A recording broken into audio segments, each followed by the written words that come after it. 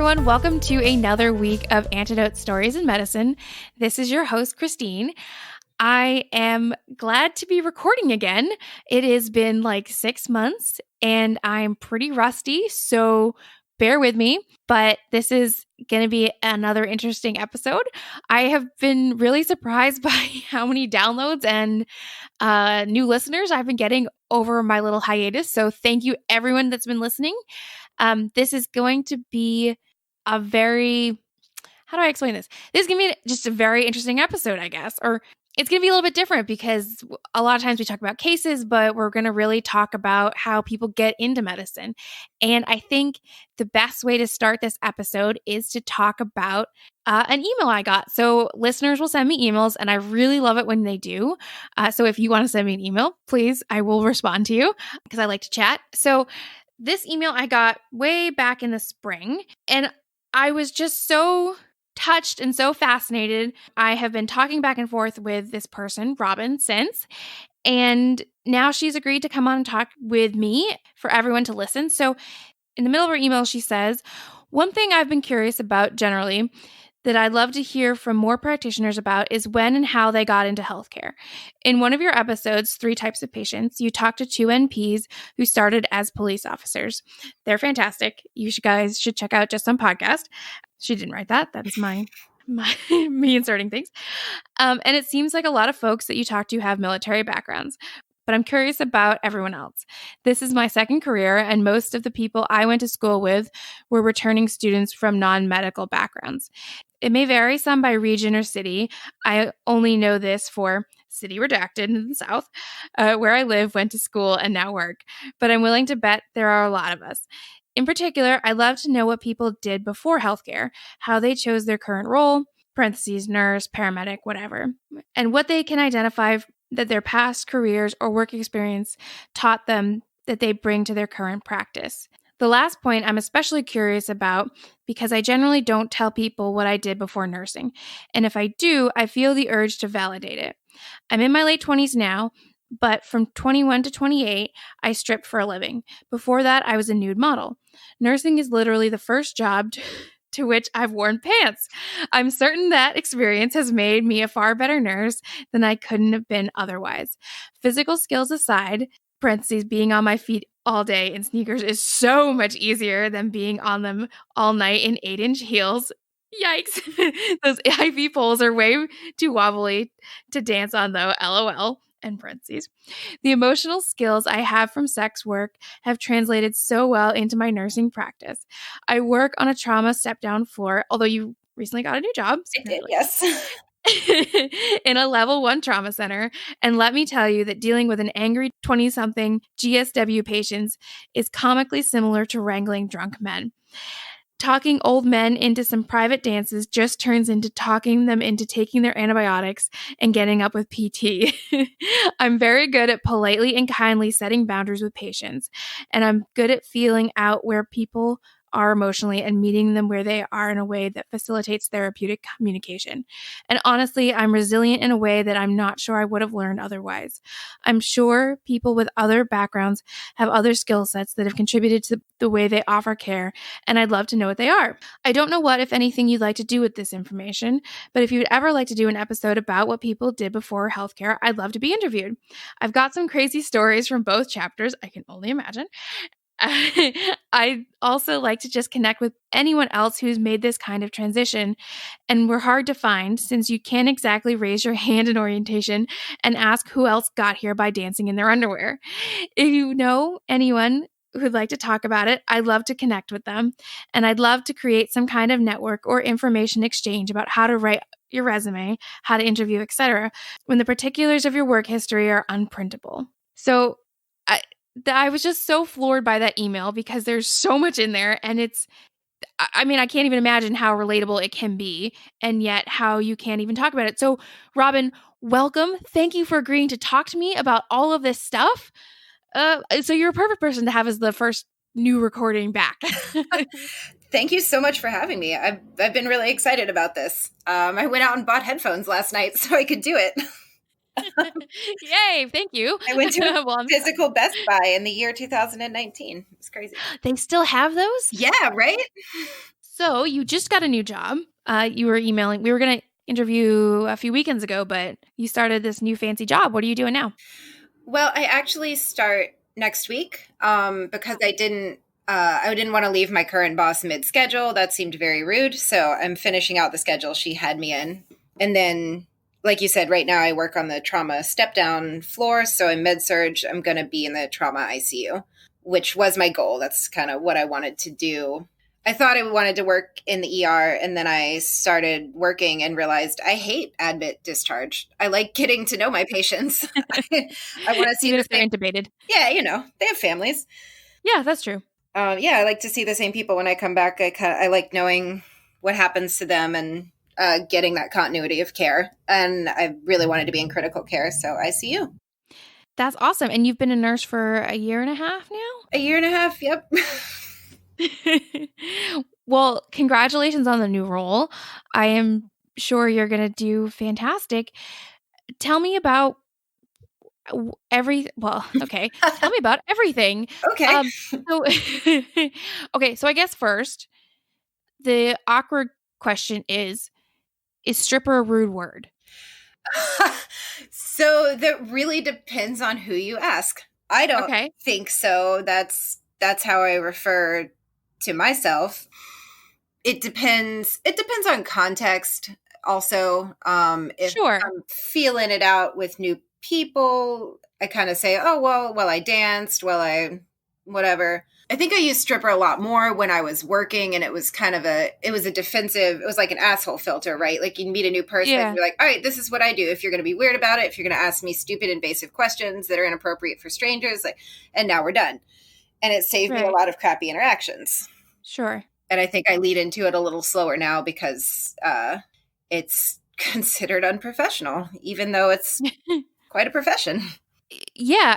I mean, I think any term or job title can be derisive depending on the tone of voice. Oh, she's a stripper, or Yeah. oh, he's a mathematician. Like, Right. Or, doctors who say, like, well, nurses want to do it this way, but they don't know better. You can. Right. I mean, how many nurses have been called ass wipers? Right. Strippers don't wipe it.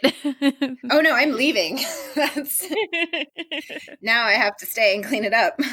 That's not, no customers ever shit in my presence as when I danced. People did occasionally wet their pants. People did occasionally come into the club having previously wet their pants. And so, okay, this is a medical podcast. We're saying wet their pants. Obviously, we're talking about sex work. We're talking urine, or are we talking semen? So I've never seen anyone come in having already come in their pants. People do occasionally come in their pants. Sometimes they don't have the grace to leave after. Sometimes they come back and sit at main stage with a huge cum stain on their pants, at which point the DJ will play Jizz in My Pants and put the spotlight on you. Okay. So don't do that. Just go home. Okay. This is a medical podcast and a strip club tips podcast. No. That's good to know. Oh, yeah. I do both. Educational materials abound. Yeah. Yep. Okay. So, but people have urinated themselves and then come in. Well, I mean, that's similar to like if someone is drunk. Yeah. He told me there was someone with a squirt gun. Well, not really, because they're asking me to sit on their lap then, and I'm not going to do that. Right. And he tried to tell me there was someone with a squirt gun, but I was like, just in the parking lot with a squirt gun specifically for your crotch? I don't see that, but okay. Yeah. Is that a Nerf gun in your pocket, or are you happy to see me?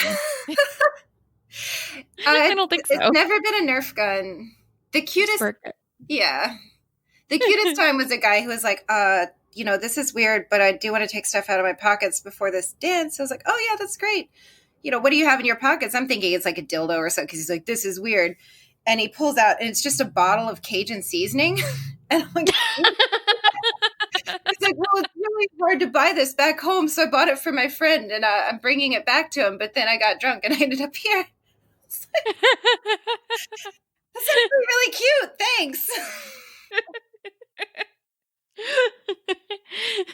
I have a very spicy sex life. Right. I do now. It's still in my shoes,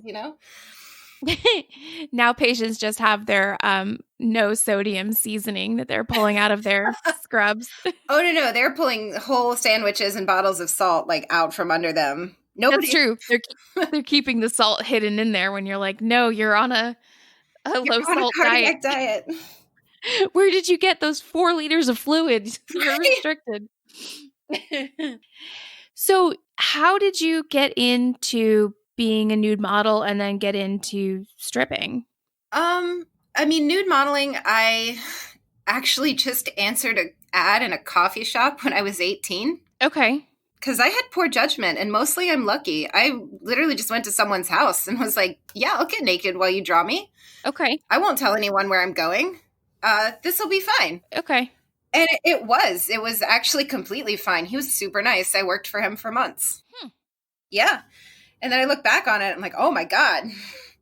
But so I am horribly insecure, especially like about my physical appearance. You know, Instagram filters are like my favorite thing ever, and like sweatshirts and scrubs because no one can see what you look like. For me, like walking up to a stabbing and doing a traumatic arrest, totally chill as hell. That doesn't scare me, but the idea of someone seeing me naked, much less staring at me to draw me or paint me or take a picture, absolutely frightening. How did you work up the confidence? Or I've always been amazed by the fact that women do that.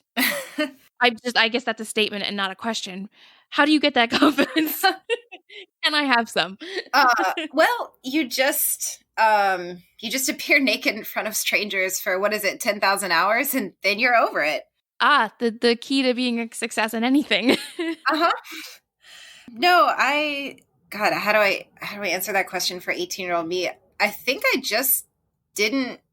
honestly just didn't think about it and didn't. Good question. I don't know. I grew up in the country. My parents are kind of hippies, so I feel like I was nude a lot later out of childhood than maybe most people are, or like that was more acceptable among. Sure. I mean, I grew up in New England. It was always very cold. You had to be fully dressed, and it's a very puritanical state. So, yeah. You know, there's a lot of turtlenecks. So I'm sure that rubbed off on it. Yeah, true story. I grew up in the Deep South. I'm still in the Deep South. It's very hot.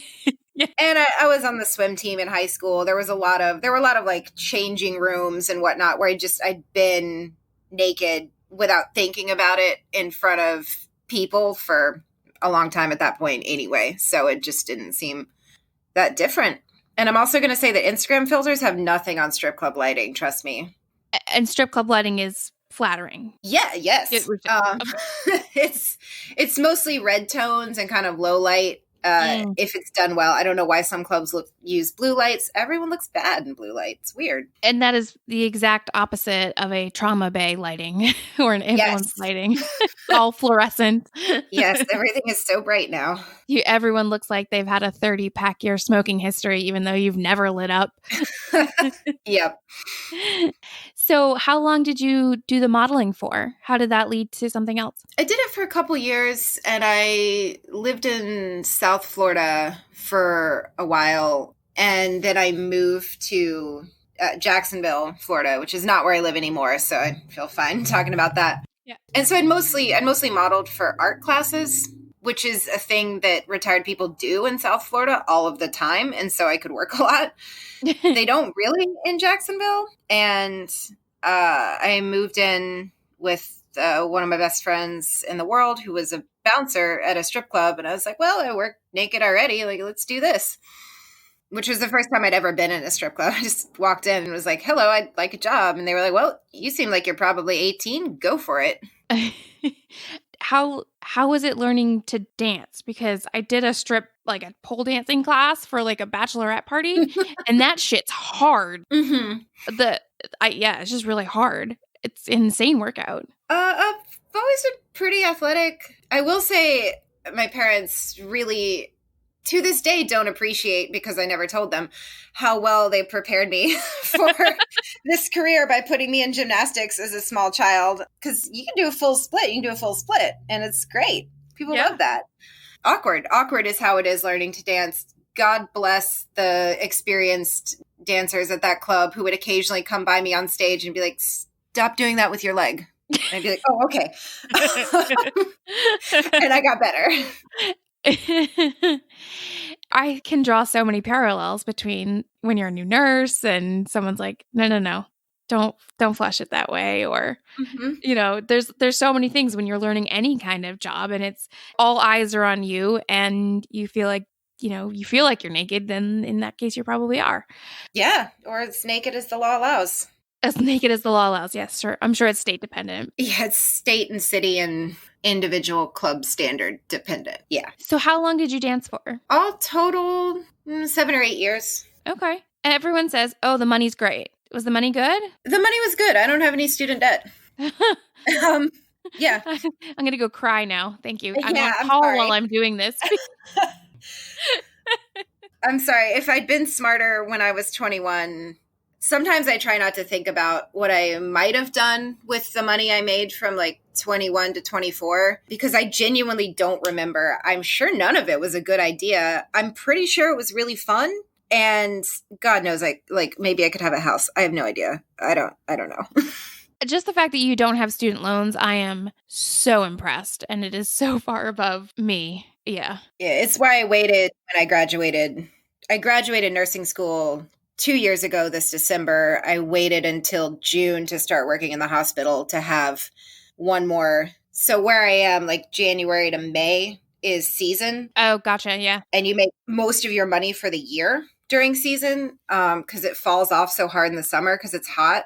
And no one, there are no tourists, there's nothing. So you make all your money and then you pay your rent for like 4 or 5 months because you won't be able to make rent in August. Oh my gosh. Okay. So that's a good time to change over. Yeah. What made you want to go into nursing? So I thought I was going to be a firefighter. Okay. Because a lot of my family are. All the other women in my generation are firefighters in Miami. And that I thought that would be, fit a lot of the things I was looking for in a job. And in Florida, which is where I was at the time, you have to be an EMT to be a firefighter at least. And so I did the first half of firefighting school and I did EMT training and I realized, I like this. I like the medical side of it. Mm-hmm. And then I thought, but I maybe don't want to be on a truck forever. And it would make sense that was when I first started thinking about nursing school. I did not go to nursing school for another 4 years after that. A lot of things happened in between. The person I talked about that I lived with who was a bouncer at a club, he died in a motorcycle wreck. I ended up leaving Florida. Oh, I'm so sorry. I think that's a lot of why I went into trauma. Yeah. Because it's the place where I feel comfortable. It has the most overlaps. Just a lot of weird stuff in trauma. And you're kind of weird, Yeah. Yeah. Most of us are. Yep.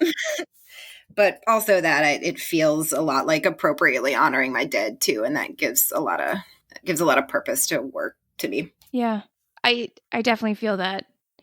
And you also, I'm sure there's a bit of excitement and the off hoursness of it too that is probably a little bit of an overlap. So you talked about some overlaps as far as, wrangling a 20-something GSW versus men at the strip club.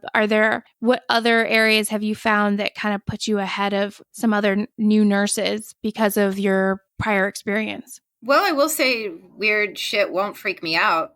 First and foremost, like I was at work one time, like several years ago, and talking to 2 guys at the bar, and they're both a little drunk, but one of them's pretty drunk. And you know how sometimes people will be drunk, and then they kind of go off a cliff, and you're like, "Whoa, you're hammered! What happened?" Right? Yeah, that happened, and I kind of look at his friend. His friend looks at me, and I was like, "You should take your friend home." And he's like, "Yeah." So they're getting their stuff together to leave, and the guy's looking for his wallet, and he's pulling stuff out of his pockets, and he puts like some loose change and a Kleenex and a handgun and something on the bottom. I was like, whoa. Yeah. And there's that immediate calm when you get the like, this is serious now. Right. Yeah. And I kind of look at his friend. I was like, you take that. I'm going to take your wallet. And I'm looking at the bartender and she's looking at me and I like rotate the gun so it's not pointing at the bartender anymore. And he like hasn't noticed. He hasn't noticed that he has done this. look, the bartender's like, what does he owe? And she tells me, I'm like, okay. And I open his wallet and thank God he has cash. And so I hand her the cash and I look at him and I'm like, and I'm going to tip her really well. Okay. And he's like, yeah, whatever. Because you just pointed a gun at her. Right. And you don't know yet. Yeah. And you probably won't remember. And yeah, you'll have no idea. And your friend will have to tell you if he chooses to do that. Yeah. So, when people kind of get wild at work or whatever, it just, like, my coworkers were very sweet when I started this job, and men they'll be inappropriate, or people just, they yell or they cut up, they do this stuff, and they come over, they'd be like, oh, are you okay? And I'm like, oh yeah, thanks for checking, but like, that's not the first time I've seen a man inappropriately naked at work, and I'm good, actually. That's funny. At one point I was at this party, probably, I don't even know. It was after college, before grad school, and a friend of mine was this kind of ex-frat boy type, likes to bust your balls. And I said, oh, I worked in EMS and nothing really is going to faze me. And he was like, well, what if I just took my pants off right now and like showed you my dick? And I was like, that's rude, but it wouldn't be the first stranger's penis I've seen today. I was at work. And the person was like, obviously trying to just be an ass and like shock and awe. Although rumors had I'd be very little awe there. Right. It was like, I've seen worse. Okay, weird. Stop that. They were like, oh, you see people naked all the time. It's like, yeah, you can't surprise me with that. And you're disgusting. Right. I remember when we first started going to nursing clinicals, nursing students are always shocked by nudeness and lewdness. And, they're very timid. And I'm sure you were not timid at all. No. Yeah. It's the boundaries thing is, if I learn, I don't know, if I learned many more than one thing, but if I learned one thing, it was boundaries, and how that part is actually easy for me now. And it's easy for me to be in a patient's room and they say something creepy or weird. I'm like, we're not here to talk about me.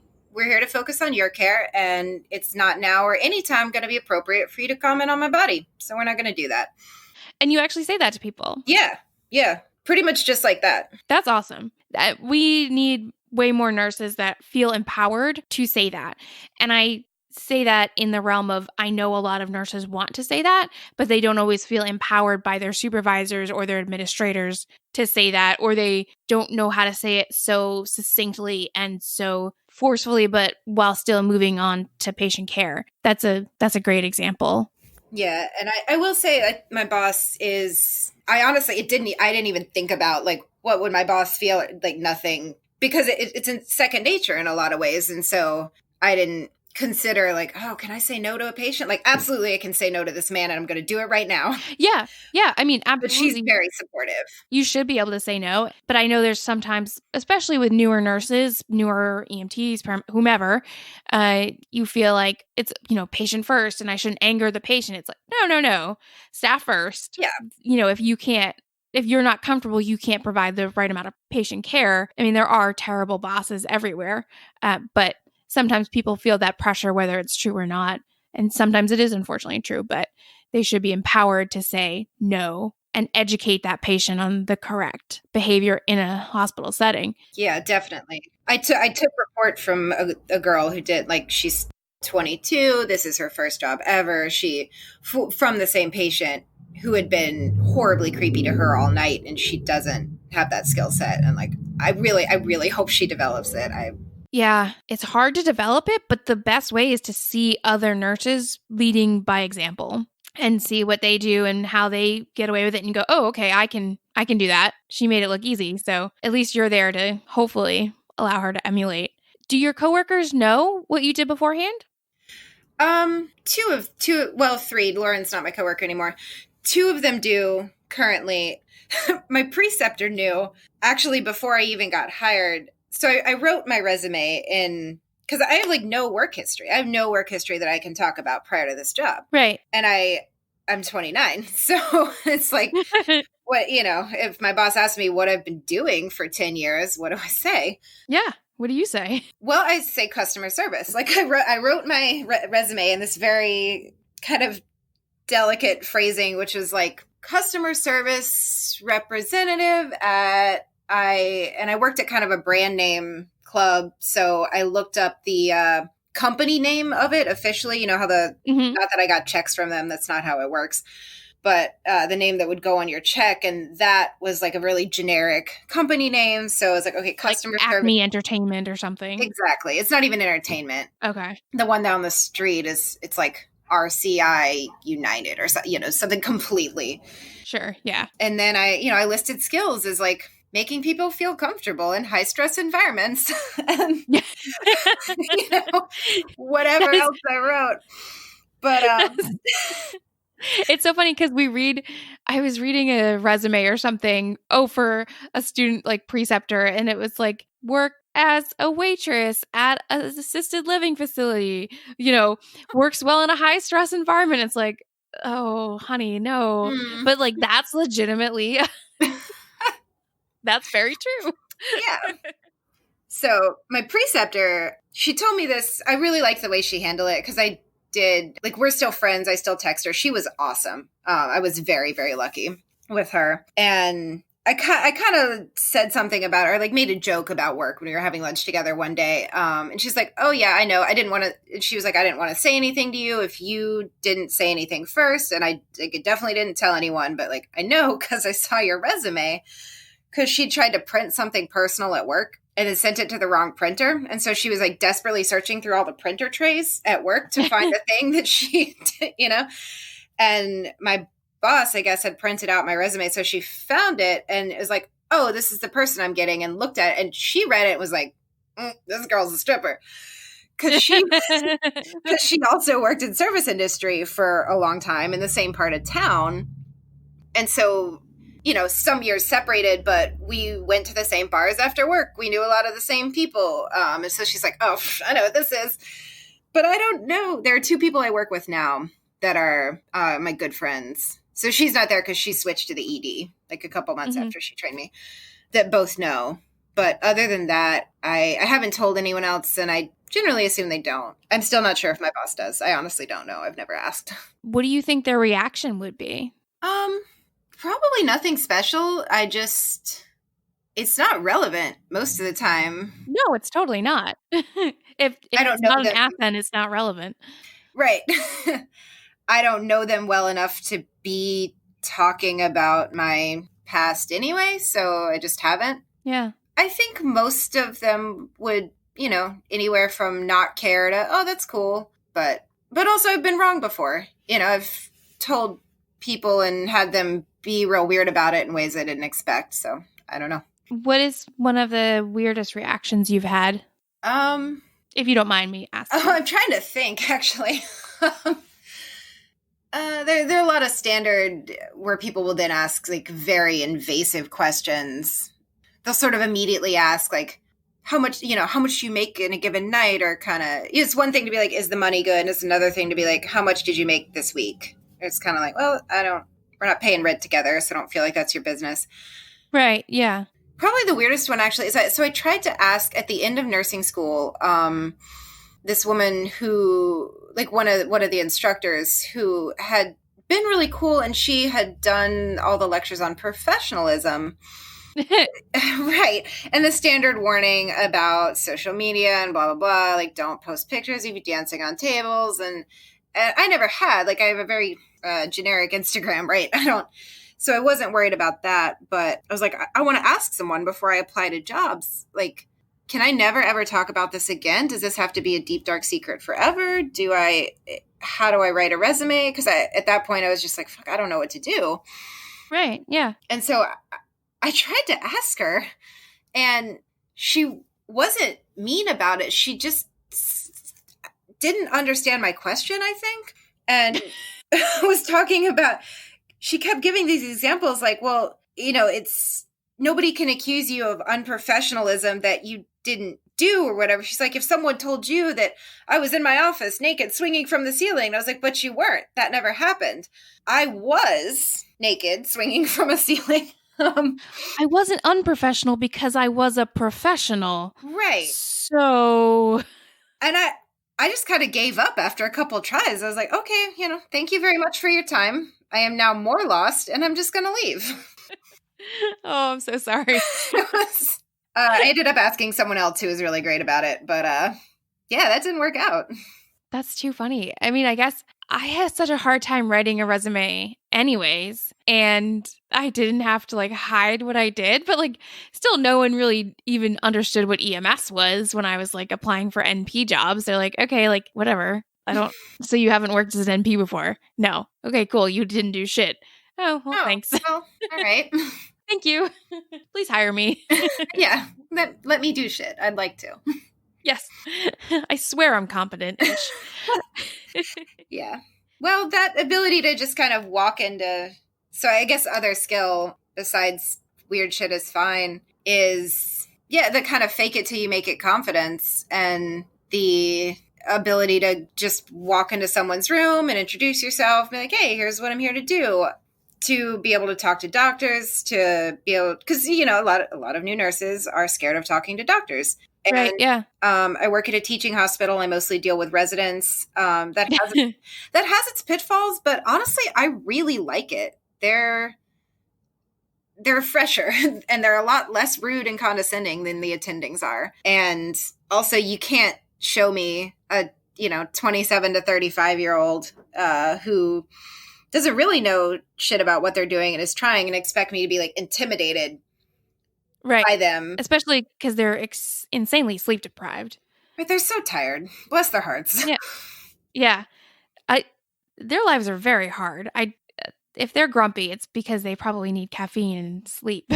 Yeah. No, I give residents candy on a semi-regular basis. Just like, here, maybe this will get you through another hour. Here's what I need. Sign my orders and you can have a Kit Kat. Mm-hmm. But to be able to, a lot of kind of talking people into dances or getting them to do whatever is making them think it was their idea, right? And kind of coaxing them into what you want to do without barging in and being like, here's what's going to happen. But you have to be able to read people and see how they would respond to different kind of, I guess, tactics of education, I guess. Yeah. And same with patients, where some people you do this really gentle, like positive, motivating, like you're doing great. That was really hard, but you're a trooper. And sometimes I've shut the door on a patient and been like, I'm not doing this for my amusement.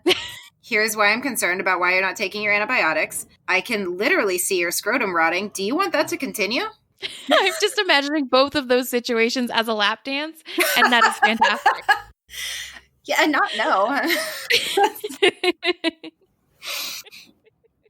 Yeah, like the trick is you want to make people feel comfortable, and experience making people feel comfortable is experience making people feel comfortable. Yes, and you need to convey information in a way that they will hear it, and interacting with the public regardless of the information you are conveying is great experience, especially when they are their most vulnerable, whether it's because they're in pain, because they're intoxicated, because they want to touch you or...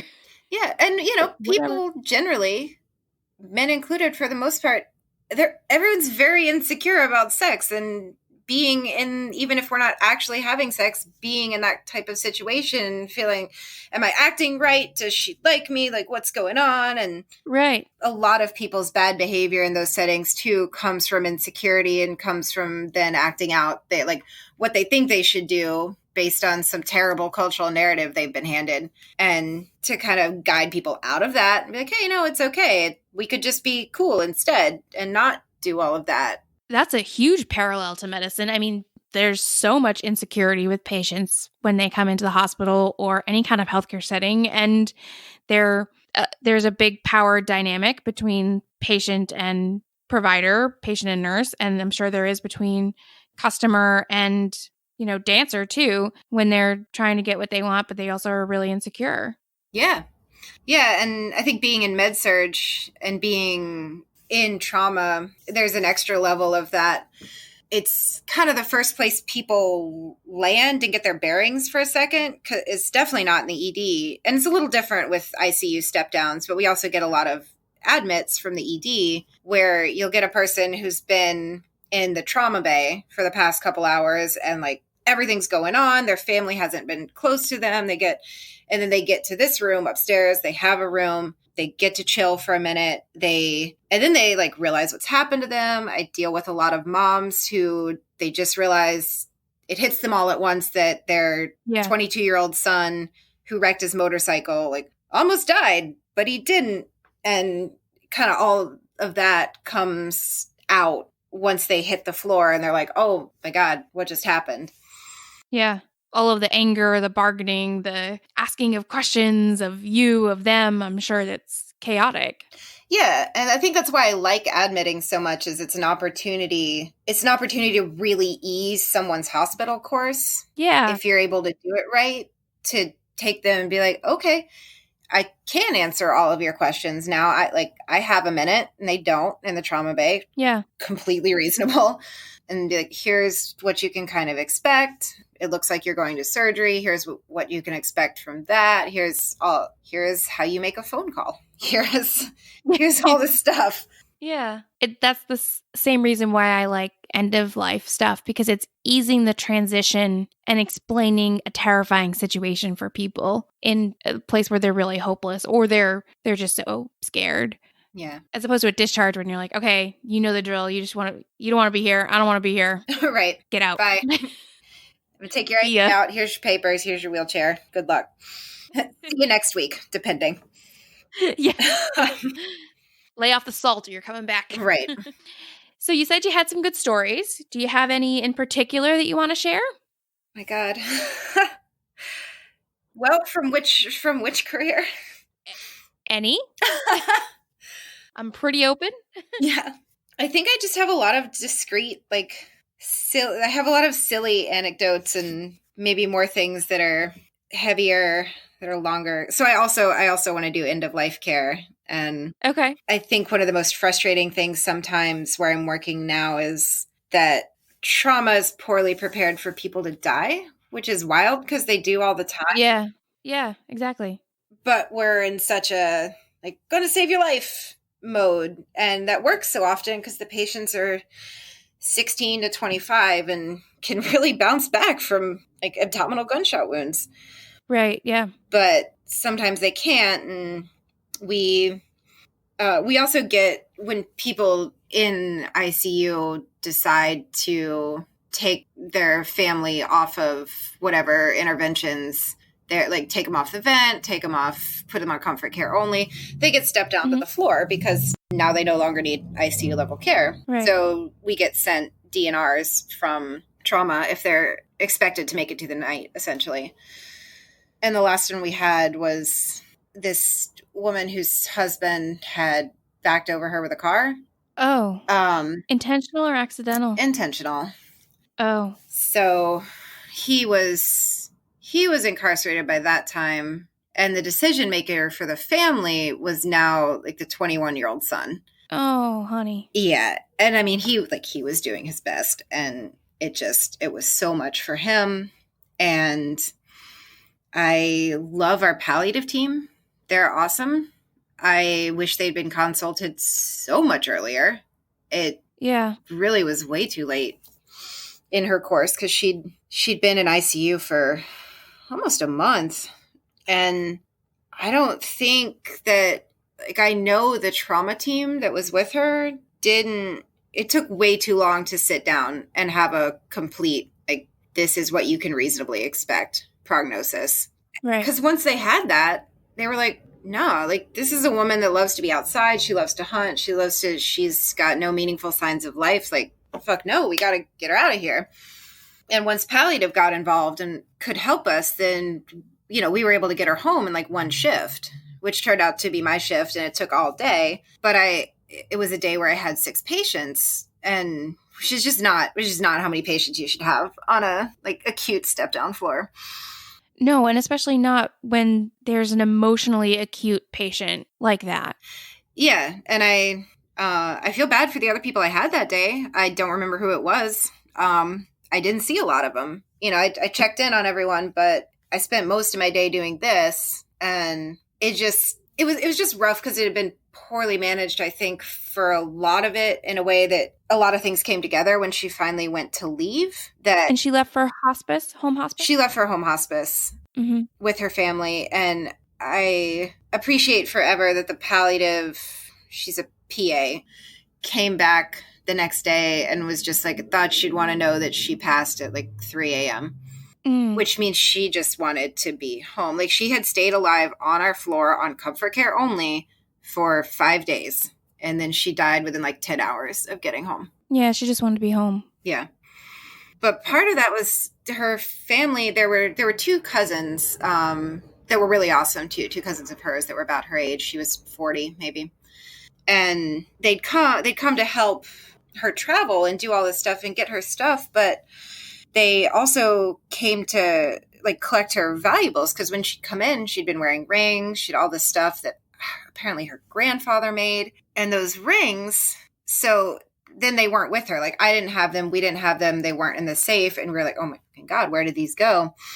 It turns out early in her stay, before like we at the hospital, anyone knew that her husband had done this, he was at the bedside and he took all her stuff, because it's normal for you to give things like that to the spouse who's at the bedside. Right. Yeah, of course. But the family lost their shit. They lost their shit because they're like, he is in prison. He is going to sell all that stuff to make bail. He is trying to make bail before she dies, because then it's going to be murder and not just assault. Like, they lost it. And they lost it at me, unfortunately, because I was there. And I don't know. It was very understandable. And, the only thing I said was, I am so sorry and I get why you're mad. And that was kind of all I could say. Yeah. Meanwhile, you are busting your ass to get her home to die at home. Yeah. And I still, I'm not mad at the family. It just, it's still upsetting that is the way that hospital course went for her and for them. Where I think if anyone had been willing to take a look way earlier on and be like, all right, here's what you can reasonably expect from this situation, then she could have gone home already. She could have passed more peacefully already. Like, there wouldn't have been this protracted, difficult thing for her and her family. Yeah. It's always so hard to think about when is the end? Yeah. When is it the time to call it in? And we think about the social implications of when is the conversation appropriate to have? When is the family able to hear it? When are they going to just shut us out? And are we going to alienate them by having it too early? Yeah. But then we have it too late and these things happen. Yeah. And then, the family is going through this great tragedy, and yet they don't realize that there's a nurse who still remembers their struggle and their tragedy and feels it so deeply that she talks about it later on. Yeah. It has a rippling effect. Yeah. And that, I don't know, that's a thing that I hope to work on in my career. And a thing that I was really, really lucky to have dancing is the dressing room is this space where you go. And, this is not the case in all clubs, like not by far. And aside from the club in Jacksonville, which is maybe more accurately described as a biker bar, I've mostly worked in pretty nice places that have like a good dressing room where you can go. And the place I'm primarily worked here has like showers and counters where you can do your makeup, all this stuff. But it also means that there's a couch and there's space where you can go upstairs and go and sit with a couple of your friends and be, away from customers and away from management, because they're not really in your dressing room, and just have a space to sit down and be like, yo, this dude said some nasty shit to me, and be able to kind of decompress there for a minute before you have to go back out and, talk to the next dude who might say some really nasty shit to you. Yeah. And we don't, we have a break room, but nobody's ever in it. And that's definitely not how we use it. Right. I mean, you only ever chat with someone at the nurse's station, but you're in front of everybody and you're working. It's not decompressing. You're not even supposed to have snacks there or drinks. Oh my God. Which is what the drawers are for. Right. Faking it. I feel like sitting on the couches in the bases in EMS was the best thing ever when you go, oh my God, we went to this fucked up call, and oh, you can't believe this just happened. This asshole did this. And we did get to decompress a little bit in the base. And that was one of the best parts of the job. And I think that's what a lot of people love about being a first responder, is that brotherhood and sisterhood that's built in the bases when you're talking about everything afterwards with all the swears and the colorful language. But nurses don't get to do that. And as providers, we don't really get to do that now either, because we're so busy. You don't get to know your coworkers as nearly as well. Yeah. I've been pretty lucky in that there wasn't there really wasn't like an eat your young vibe on my unit. But even without that, the more experienced nurses have been very helpful, and I have felt like I can go ask questions and they aren't going to be like, oh, this shit again. They've been really great. But the only times I've been able to decompress with anyone is with my actual friend. Like I have a coworker, right. but we're work buds, and so we walk out together and we can talk about stuff on the way out. But other than that, you need that time. Yeah, because we had a really rough code a couple months ago where this lady, like, she was awake, alert, and not quite ambulatory, but able to get on the bedside commode, and she really needed an NG tube, and we hadn't been able to get one down her because her nose had been broken. Oh.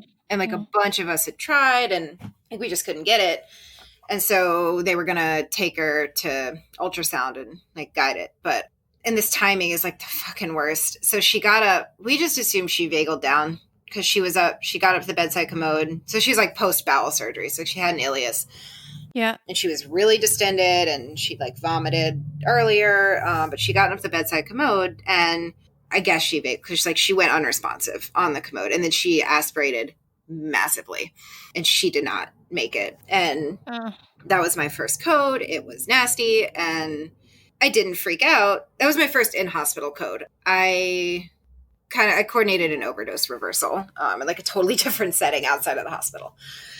Yeah, and I was the first person on the chest, and I cracked all of her ribs, and you feel that, like I could feel. You feel it through your fingers and everything. Yeah. Yeah, and then and of course she's just sort of like pouring vomit at this point. And so when they're bagging her, I can like feel it in her lungs, and I'm like, oh man, that's not.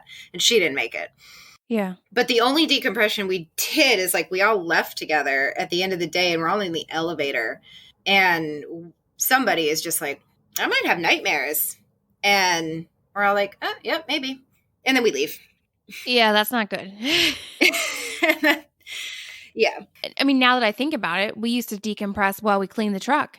Yeah. And the drive back. And that was, even though you're cleaning up the vomit and the blood and the pieces of hair and the chunks of whatever, Steaks, maybe scalp or bone or whatever, and you're making horrible jokes about it, you're also decompressing because you're kind of by yourself, you're cleaning, you're out of service, and you're talking with somebody, or you're by yourself and you're cleaning while your partner's doing the report or something, and then you drive back and you're kind of just talking about it with somebody that was there.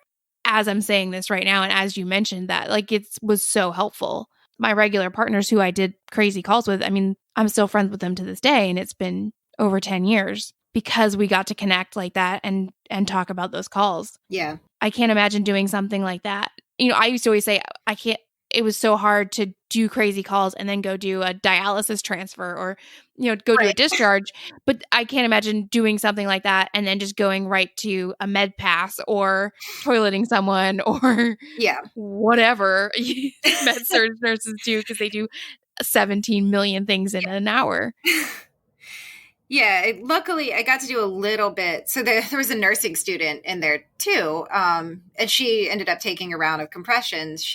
So she followed me, and I'd done like a few rounds, and I'd never gotten vomited on. Like somehow I got real lucky. So she gets on the chest, and like her first pump, it's a good one, and it just like it flies up and over and down her back, and I was like, oh my god. Oh wow, that's vomited all down her back. And you're wearing white. You're wearing white as a nursing student. Yes. And so after it's all over, like they take her, we get just enough of a rhythm back to take her to MICU. So, she can die in MICU the next morning. Right. Talk about protracted endings. Yeah. Right. And then the transporter, like no shit, 10 minutes later, the transporter shows up and is like, I'm here for 66. I'm going to take her to ultrasound. And we're like, well, you just missed her. You just missed her. She's gone. And so it's helping the nursing student clean up, right? Like I was bleaching her back essentially because it was just down. Oh, like the wipes. So I was like scrubbing her back, but talking to her too, because this is like her third day in clinical or whatever. And oh, that poor sweet baby angel. She handled it really. I hope she had somebody to go home to, because it's like, are you okay? Do you need to go home? Like, what do you want to do? And she's like, no, I'm good. I'm gonna stay. She's like, I'm gonna take a really hot shower. get home. It's like, yeah, Mia, you definitely something scented with lemons. Mm-hmm.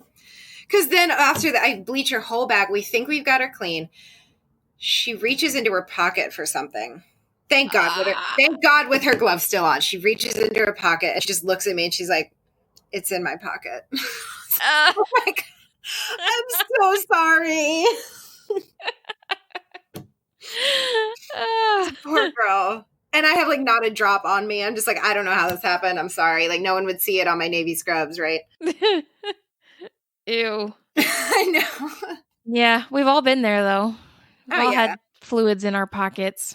Well, that's a fun story. Do you have a more lighthearted anecdote to wrap up on? Yeah, I have two. They're both one's from the club and one's from the hospital. The hospital one, there's just a lot of like silly stuff. With just like, because we're the Sin 2 hospital for everything, right? So just the number of like weird old people hanging out is real high. Similar to a strip club. Yeah. No, in the strip club, it's just like every strip club has one old guy that sits by the bar and never buys a dance. And sometimes he's just a creeper. Sometimes he's really nice though, and he'll buy you drinks if you're having like a slow night or like tip you a couple dollars on stage. He's always cool, you know. But he's always like 60 plus, always. And that's just his local bar. Every club has one. But no, I lied, there's two. Because there was the old guy that oh my God, he still comes in. He's been there forever. This is the hospital. He comes in for a variety of things. It's often dialysis related. His chief complaint is that his dick hurts. Okay. He tells everyone that comes in the room. Yep. Sometimes he sits outside of the room in his wheelchair. And so we send residents by him. Can I guess? Can I guess why? Yes, please. Does he masturbate with a catheter in? No, actually.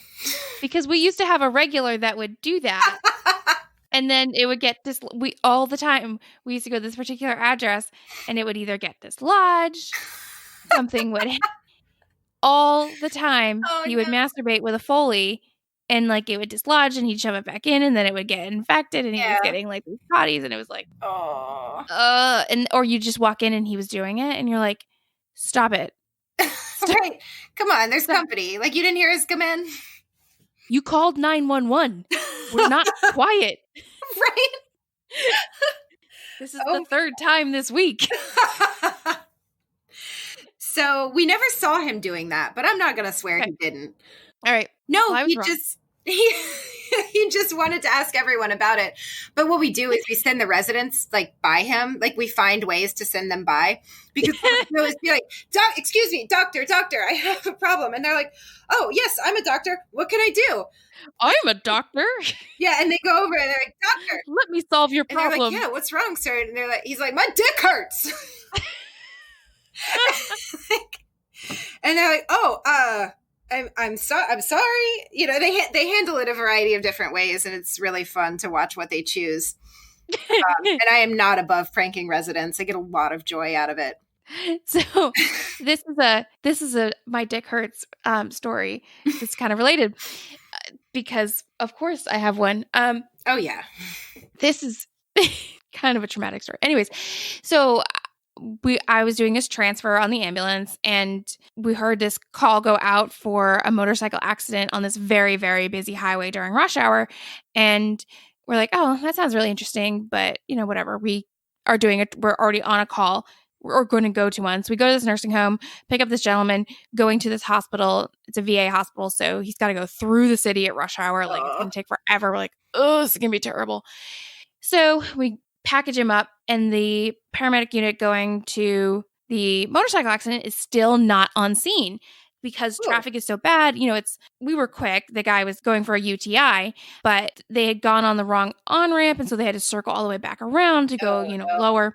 So we're driving south and the accident is on the northbound lanes and we get flagged down by a state trooper and I'm driving. So I have to pull over on this extremely busy highway. There's not really much traffic on my end going into the city. It's the end of the day. And so I have to pull over in the middle lane because this guy is really critically sick. And so he had gone headfirst into a Jersey barrier drunk on a motorcycle. Helmet, no helmet.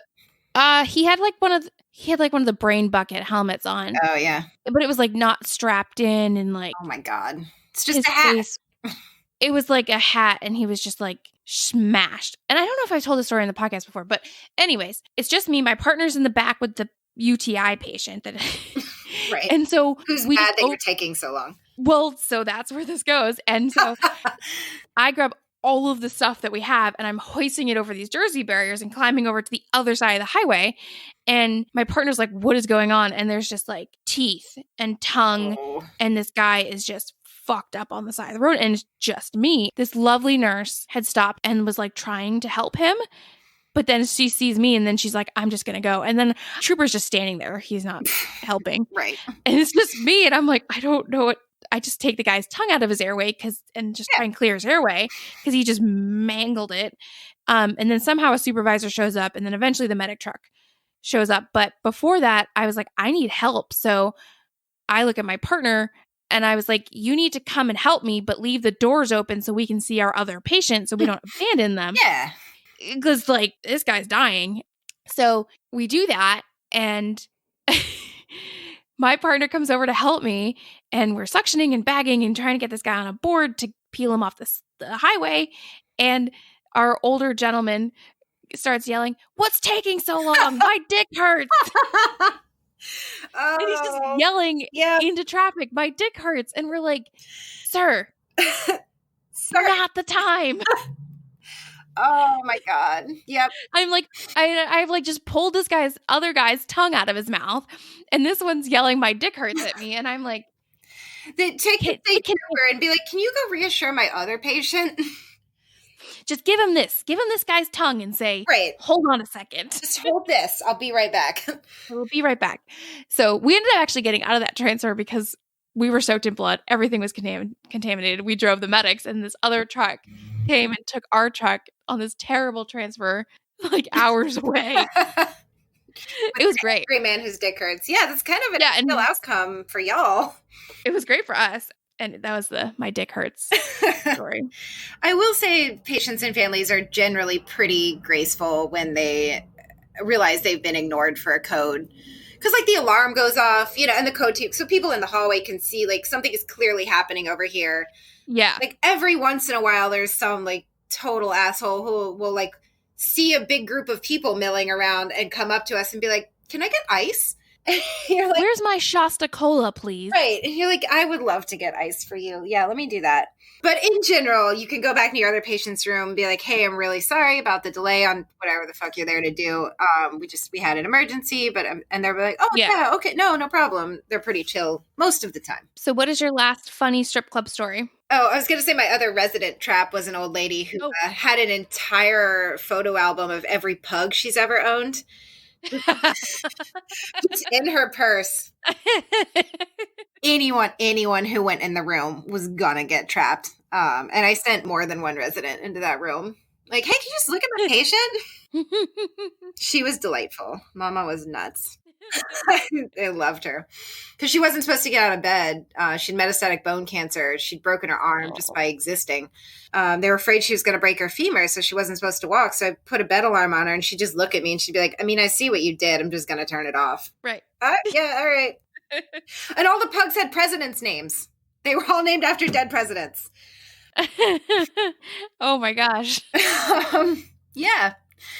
She was That's great. Funny. No, the last silly. So we hosted WrestleMania in the last couple of years, the city, and we got so many wrestling fans at the strip club. Shocking, I'm sure. Mm-hmm. They were great customers. They were super fun. And really, because sometimes we get conventions and whatnot, and they're just there for work and they're kind of grumpy. But these guys, they all came with like their best friend from childhood or like, this is a thing where people are like, we watched this together when we were 5 and this is a dream come true. Yeah. And they're just like so amped to be there. And they're like, you've got boobs. This is awesome.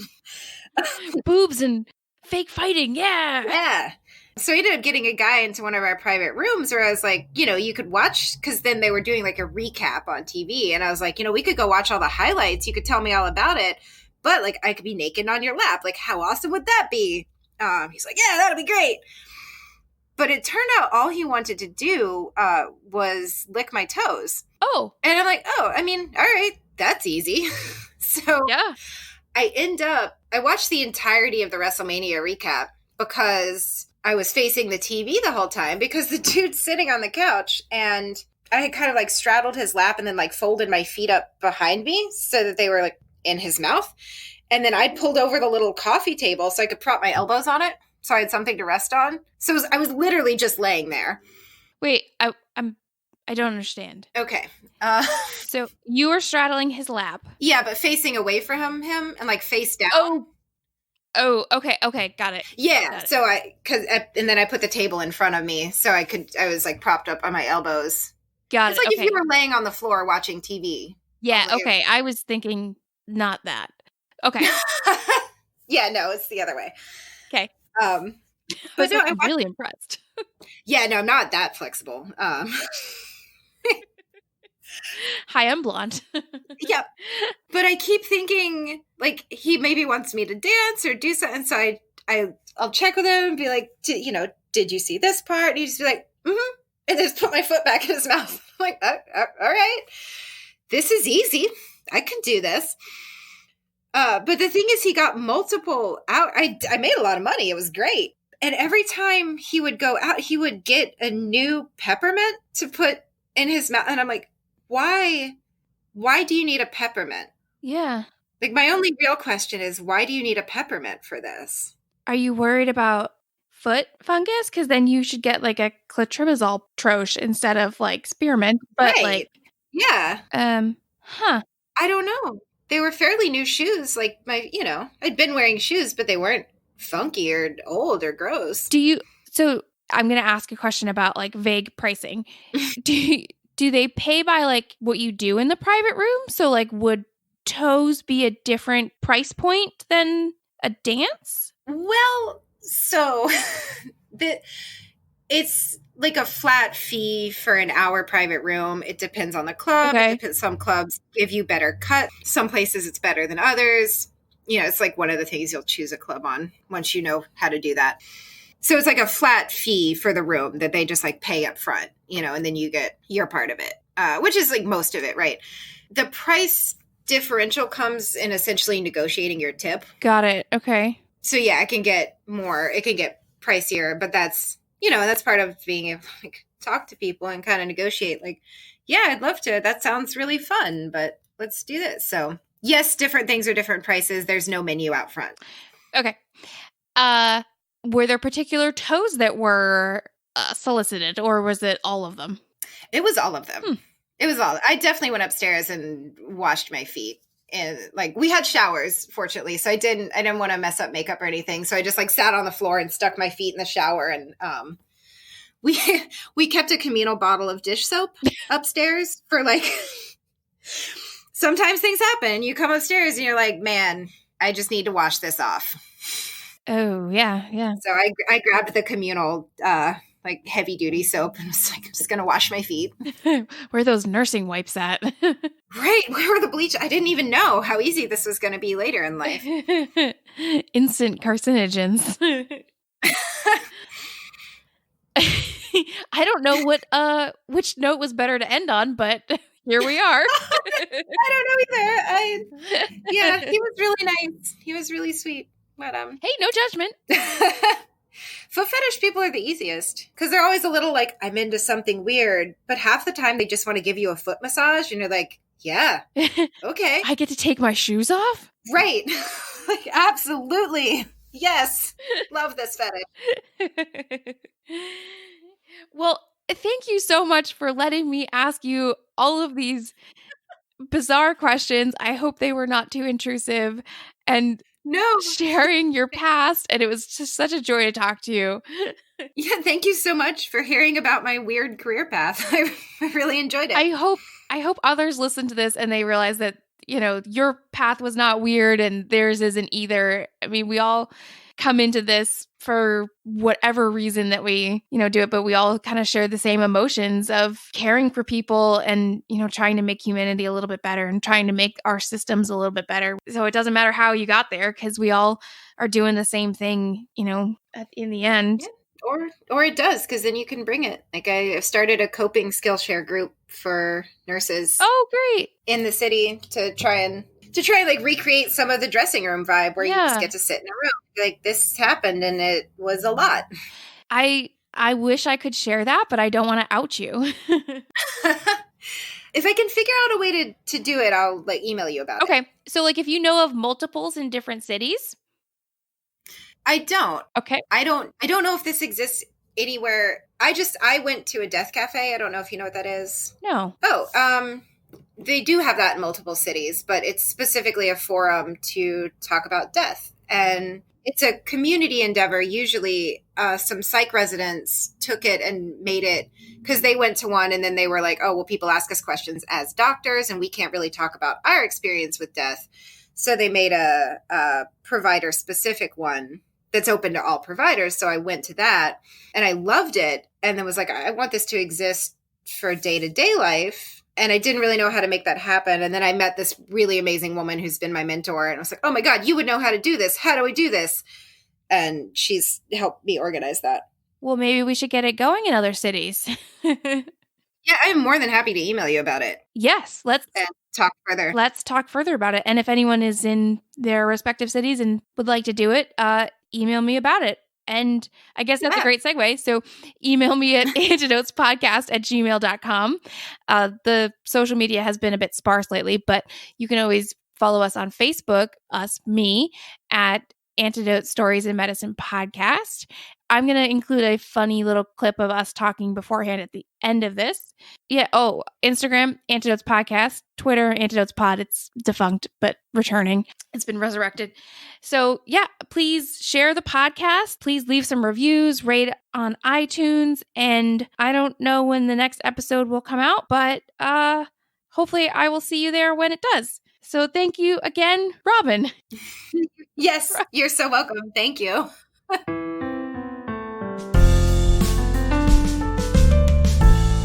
I will introduce you as Robin. Yeah. And if I forget to, and I call you because my niece, at least it's not your dog. Everyone's dog is named. Oh, really?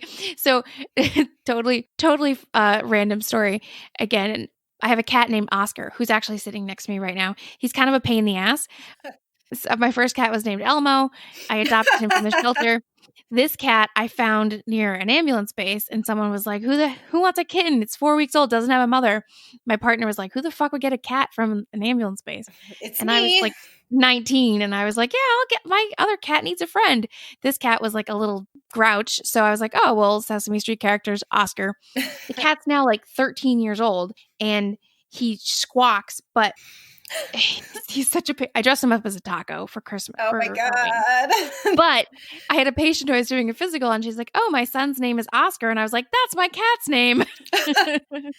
I mean, I once said to a customer at the club who introduced himself as Glenn, that's my dad's name. And that was weird.